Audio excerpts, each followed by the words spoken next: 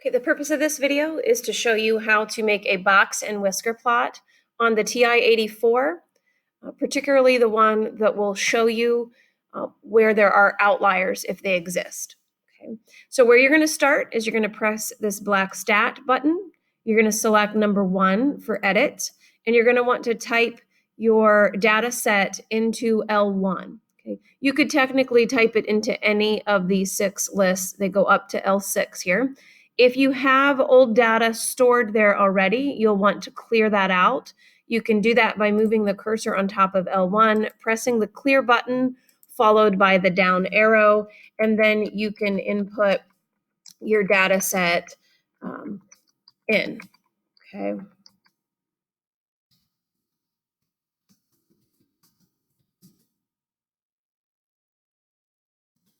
Okay, so when you have your data set in, to make the box and whisker plot, you're going to press the second button, followed by the Y equals button, that is stat plot. And all of these are off right now, as you can see. You'll want to pick plot number 1, hit enter so that it's turned on. There are 6 types of plots. You'll notice as you look at these graphics, the 4th and 5th option here both look like box and whisker plots. In AP statistics, you always want to pick the one that shows the 2 little dots off to the side there. This is the box and whisker plot that will identify outliers if they indeed exist in your data set. Okay, so we're always going to choose that one over this other one here. You'll want to come down and tell the calculator where your data set is. Mine is in L1. And then I typically prefer this larger box as the mark.